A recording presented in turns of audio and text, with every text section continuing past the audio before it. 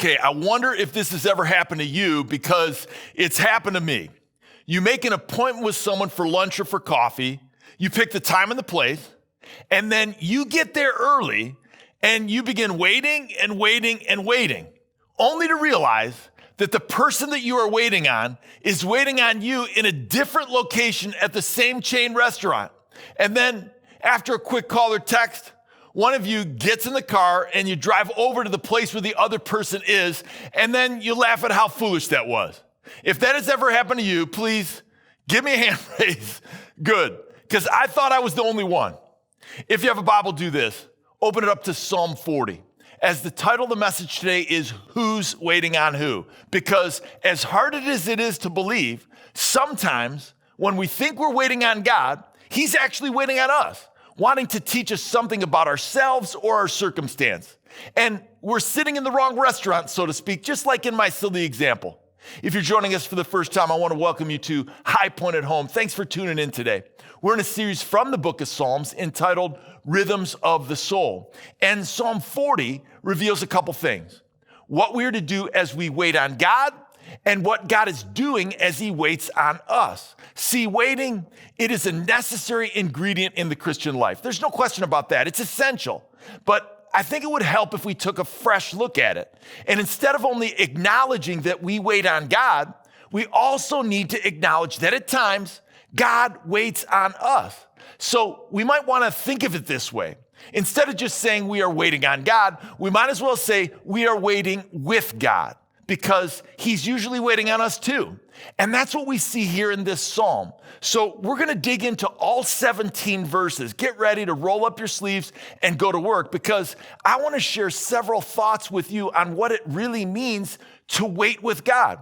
And the first 4 thoughts, they focus more on what God is doing while He waits on us, as the last 3 focus on what we can do while we are waiting on Him. So if you're a note taker, go ahead and write this first thought down. In my waiting, God hears me. It's true. Verse 1 says, I waited patiently for the Lord. He inclined to me and heard my cry. Now, when he says, I waited patiently, in the Hebrew, it could be literally translated, in my waiting, I waited. Almost as if you're doubling down as you wait. That's how we need to think of it. And I like to think of it and call it this. It's like active waiting, which at times it can be counterintuitive. But the context of this psalm within the other psalms, it enhances our understanding so we can really get it.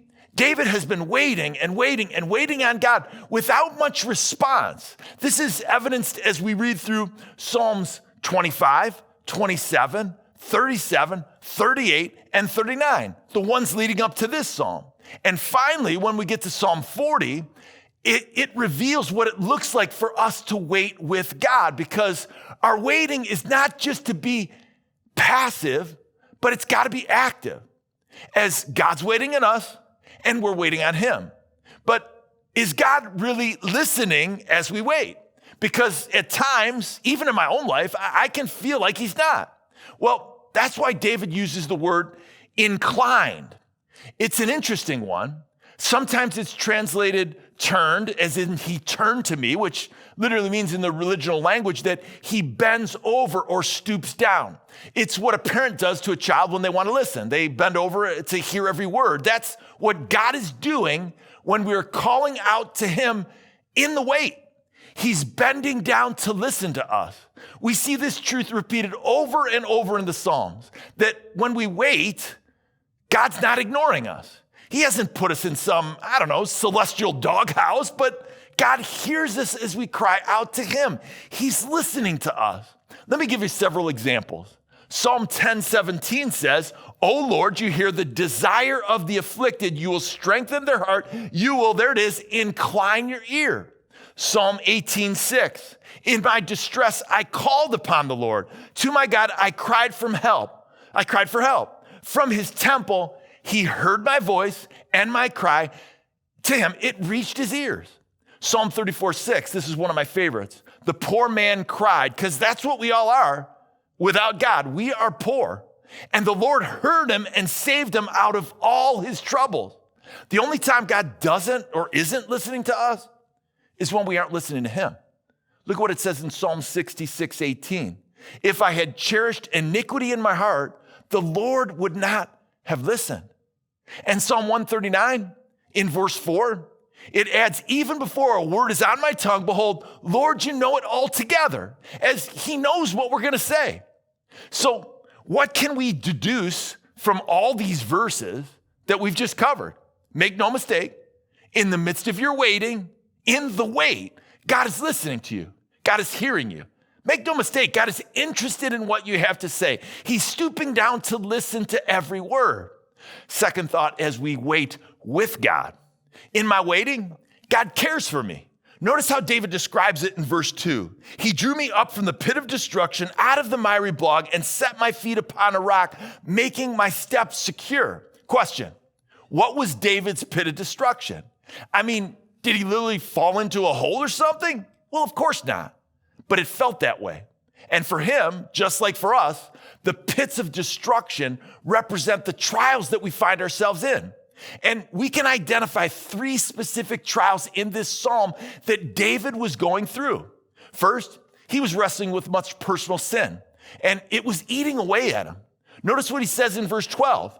For evils have encompassed me beyond number. My iniquities have overtaken me, and I cannot see. They are more than the hairs of my head. My heart fails me. And second, he was dealing with some people who had turned against him, so much so that they wanted to kill him. As he says in verses 14 and 15, look at him open up his heart. Let those be put to shame and disappointed altogether who seek to snatch away my life. Let those be turned back and brought to dishonor who delight in my hurt. Let those be appalled because of their shame who say to me, aha.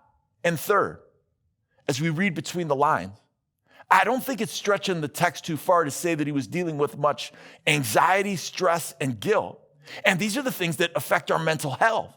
Notice as he cries out in verse 17, at the end of the psalm, he says, as for me, I am poor and needy. But how does David describe what God did for him at the end of verse 2?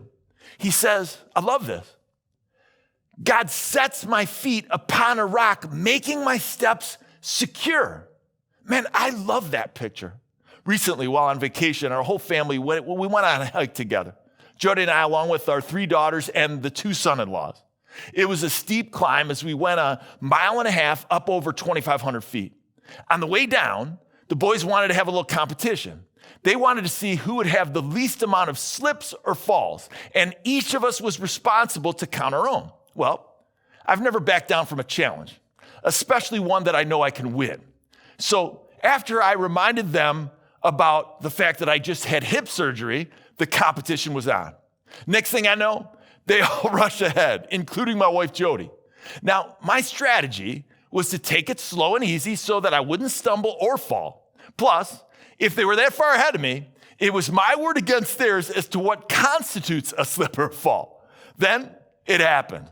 I went down for the count. I mean, I had fallen and I couldn't get up, just like the commercial says. I thought I was in the clear because they were so far ahead of me until I realized that Jody heard me go down. The loving wife that she is, she came back to help. But then to my dismay, when we got to the bottom and we were reviewing everything, she ratted me out in front of everyone. Said all that to simply say this: no matter what you're walking through in this life, or what you're climbing up, or what you're scaling down, God wants to secure your footing and keep you on solid ground, just as David says. He doesn't want to see you slip. God doesn't want to see you fall. He's not like my son-in-laws. But if you do, or better yet, if I say when you do, because we all will, God is right there to pick us up because he's our solid rock. He's our firm foundation. That's who he is. Third thought, as we wait with God. In my waiting, God encourages me. Notice how he does it in the beginning of verse 3. He put a new song in my mouth, a song of praise to our God. Interesting. One of the ways that we can find encouragement as we wait is through individual and corporate worship, as that's what we see David doing here. I love that he says a new song.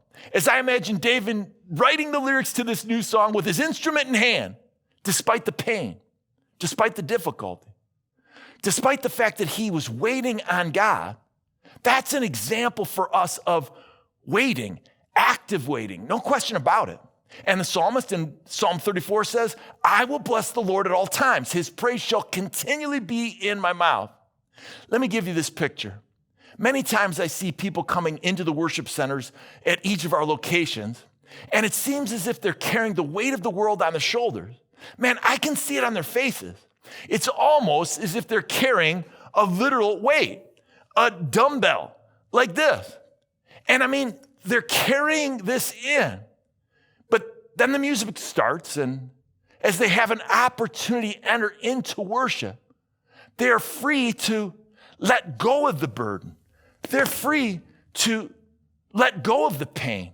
They're free to let go of the circumstance or the injustice.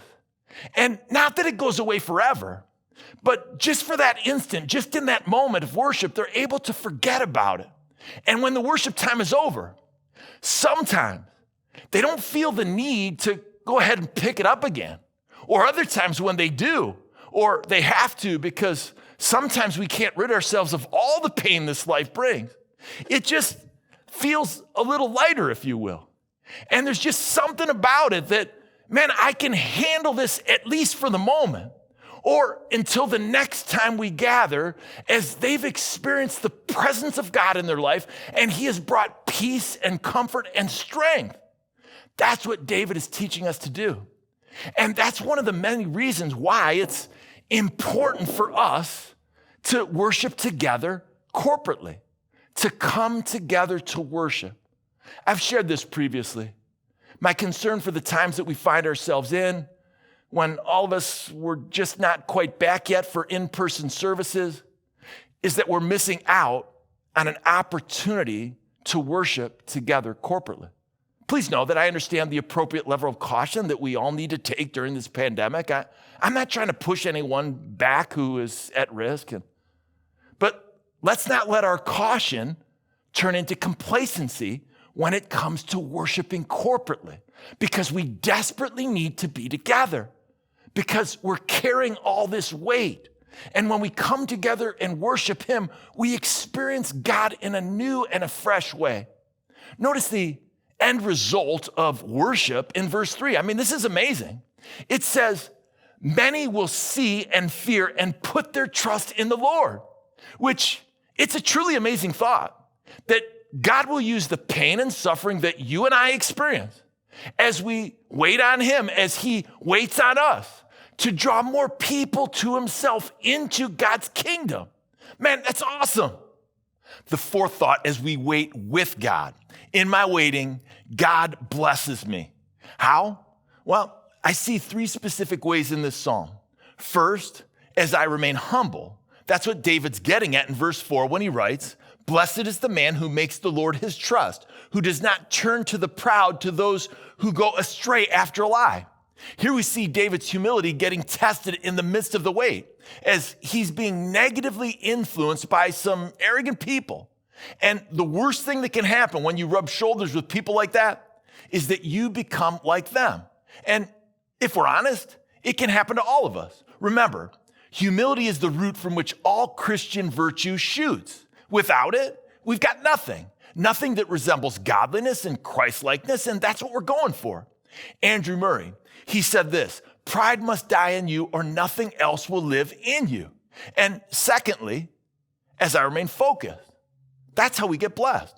Focused on what? Well, for David, it was on what great things God had done and what great things God would continue to do.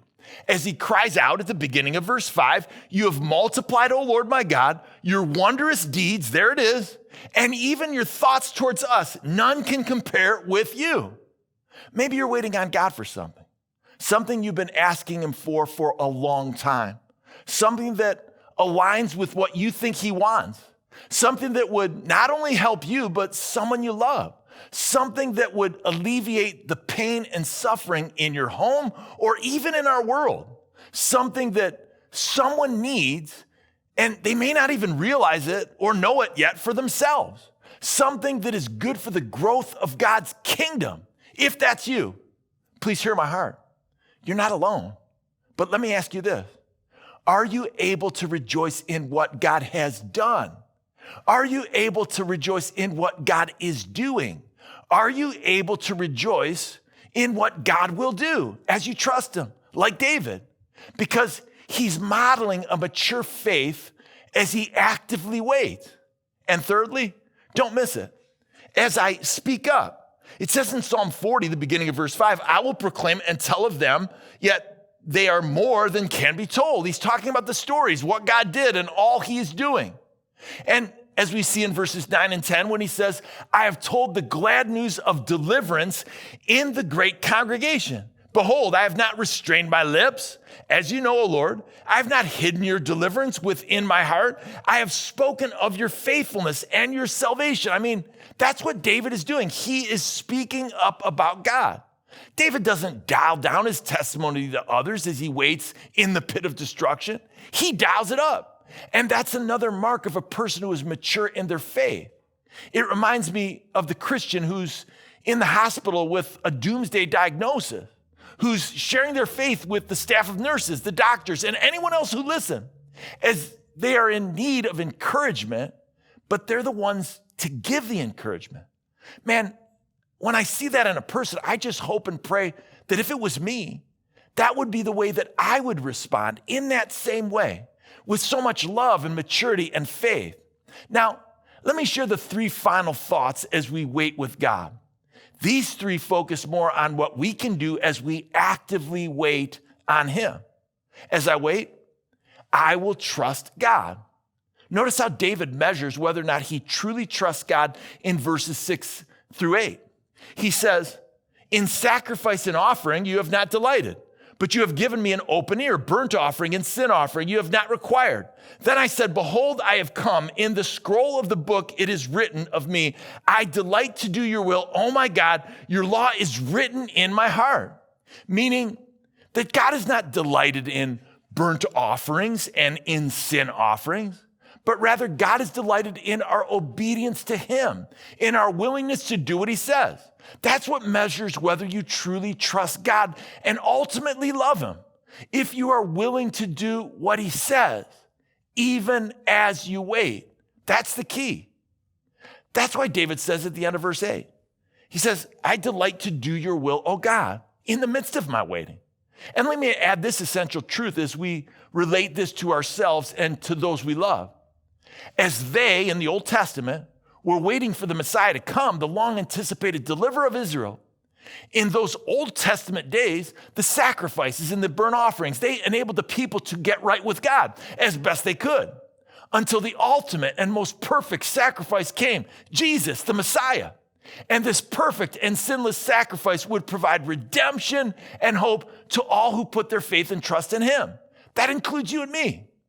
As they in the Old Testament, they looked forward to the cross, and now we look backward, putting our faith in who Jesus is and what he has done for us, dying a death he didn't deserve, paying a price that we could not pay, so that if we could experience forgiveness and grace through his dying on the cross, that you and I can have eternal life. And that life begins right now. I mean, that is the whole of the gospel message. And it's available to all who cry out to God and are willing to learn from him. As we wait, let's be like David.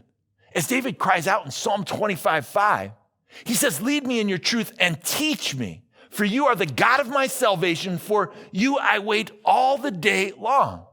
Two more thoughts as we wait with God. As I wait, I will honor God. How? Again, David reveals three specific ways in verses 9 through 12. We've already covered these verses, but let's take a quick second look. First, I can honor God with what I say. That's what we see in these verses 9 and 10. Again, I've told the glad news of deliverance. Do you see it? He's just speaking about, I have not restrained my lips. He's constantly talking. I have not concealed your steadfast love. I mean, that's what he's saying. Let me ask you this. In the midst of your waiting, are you honoring God with your words? With the words you say to others? With the words you say to yourself? with the words you say to God. Second, I can honor God with what I believe, and that's so true. That's what we see David doing in verse 11. As for you, O Lord, you will not restrain your mercy from me. Your steadfast love and your faithfulness will ever preserve me. David believes this. So let me ask you again, in a slightly different way. In the midst of your waiting, are you honoring God with what you believe? Again, with what you believe about others, what you believe about yourself, what you tell yourself, and what you believe about God. And third, this may be the hardest. I can honor God with how I feel. Notice again what it says at the end of verse 12. For evils have encompassed me and beyond number. My iniquities have overtaken me, and I cannot see. They are more than the hairs of my head. My heart fails me. I think you know what I'm going to say here. No pun intended, but you can feel it. In the midst of your waiting, are you honoring God with how you feel? How you feel about others? How you feel about yourself? Or how you feel about God? See, as we wait, our feelings ought not be the tip of the spear to our faith. Do you know what I mean by that? As our feelings can sometimes mislead us. If we just follow them blindly and thoughtlessly. I mean, David, in this, he's down in the dumps. I mean, we can see that for sure. You can hear it in his voice. His greatest sin has become his best friend. And his best friends have become his greatest enemies, literally and figuratively. I mean, that is the bottom line of Psalm 40. That's the headline.